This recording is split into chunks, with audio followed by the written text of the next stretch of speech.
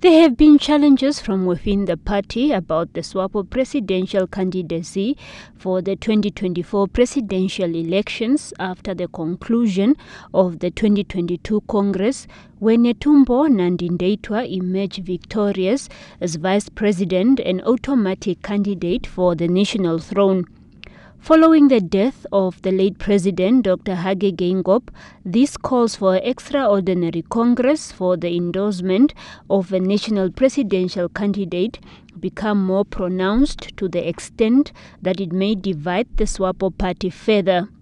The party called its first Central Committee meeting for the year on Saturday. The Central Committee is the highest decision-making organ of the party between the two Congresses. At a media briefing to announce the outcome of the Swapo Party Central Committee, the party confirmed Nandi-Ndaitwah as the sole candidate for the 2024 elections, a position she automatically acquired as the party's vice president and the sole candidate at the 2022 Congress.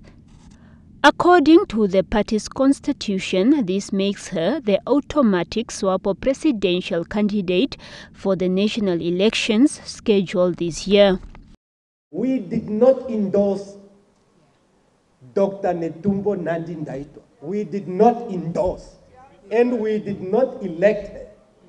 In the event of the president not being able to run for as the president of the country, the vice president, mind by words, automatically becomes the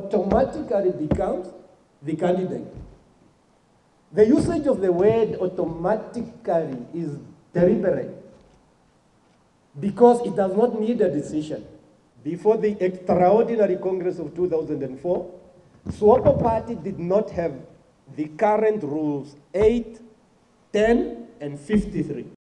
Following the death of the late President, Nandi-Ndaitwah was sworn in as the vice president.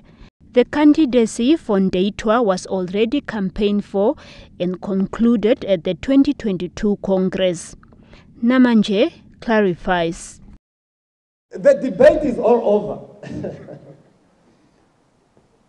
But Article 15.9, it's not the Central Committee that fixed the agenda, fix and determine the agenda. The Constitution itself determines the agenda. It says to elect a person to complete the term left unexpired by the former president. That's it. So we don't have any right to start saying, okay, VP position is also on the menu. Otherwise, we would have been breaching our Constitution.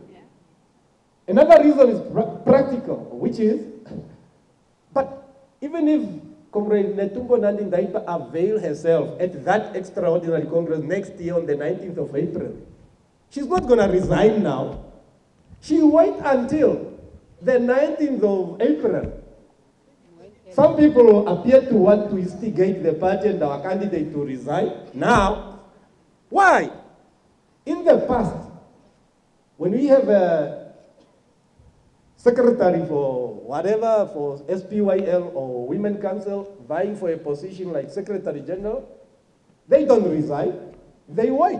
If they lose, they come back to their position. He further explained that calling for an extraordinary Congress within 90 days of the death of a president does not equate to holding such a meeting in 90 days. I don't know where the confusion is coming from.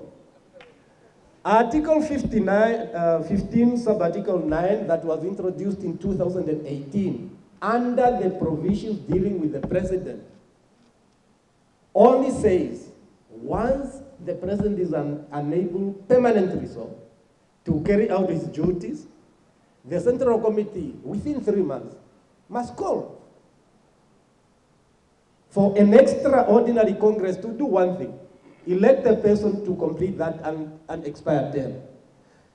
The provision does not go like other constitution of some other party to say which Congress must be held within the same time. It's not there.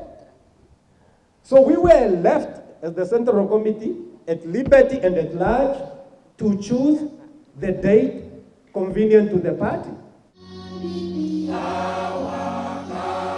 Selima Henok, NBC News, Windhoek.